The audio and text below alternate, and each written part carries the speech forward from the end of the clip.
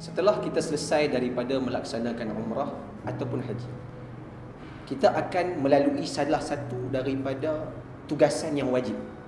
Perkara yang wajib kita lakukan untuk kita keluar daripada ihram yang kita pakai pada permulaan umrah ataupun permulaan haji.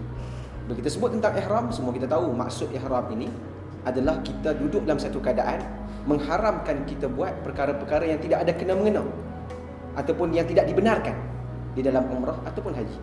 Maka untuk kita keluar daripada keadaan ihram berkenaan, kita perlu tahallul, kita perlu menghalalkan diri kita balik. Maka antara cara yang diajarkan oleh Nabi SAW untuk kita keluar daripada ihram kita adalah dengan kita mencukur rambut ataupun mengguntingkan. Dalam sebuah hadis Nabi SAW, Nabi menyebutkan Allahummarham al-muhalliqin. Ya Allah, ya Tuhanku, Engkau rahmatilah orang yang mencukur rambut. Lalu para sahabat bertanya, wal muqassirin, termasuk orang yang menggunting rambut? Nabi ulang sekali lagi, Allahummarham muhalliqin. Ya Allah, Engkau berkatilah, Engkau rahmatilah kepada orang yang mencukur rambut. Dan para sahabat bertanya lagi, wal muqassirin ya Rasulullah, termasuk orang yang menggunting rambut? Kali berikutnya barulah Nabi SAW sebut wal muqassirin, iaitu termasuk orang yang menggunting rambut.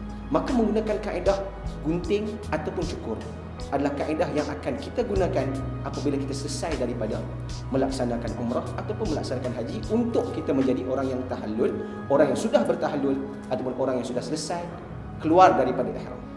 Maka bila kita sebut tentang perkara ini, apa dia punya rahsia? Kita tahu bahawasanya kita datang jauh ribuan kilometer, kita datang ke Mekah, kita habis duit banyak, kita gunakan segala kekayaan, kita korbankan segala-galanya untuk menunjukkan kita punya ubudiyah, kita punya perhambaan yang sebenar. Kita sanggup mengeluarkan segala-galanya untuk mendapatkan redha Allah Subhanahu wa taala.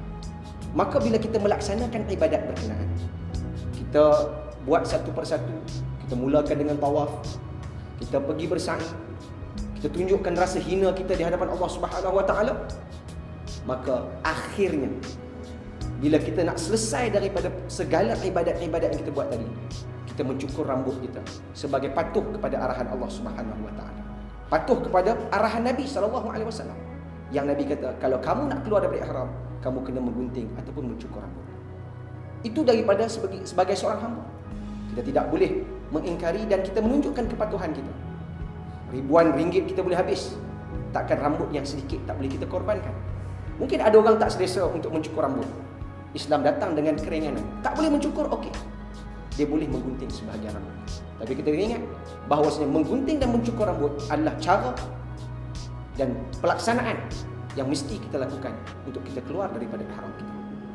Maka dengan sebab itulah, dalam kita menunjukkan perhambaan kita kepada Allah Ta'ala, kesempurnaan iman seorang, apabila sekali lagi kita ulang, dia boleh melaksanakan setiap apa yang Allah Ta'ala suruh tanpa mempersoalkan kenapa dia disuruh begitu. Tuan-tuan dan puan-puan yang dirahmati Allah, kalau kita melihat satu sudut yang lain, dia merupakan suatu sedikit gambaran.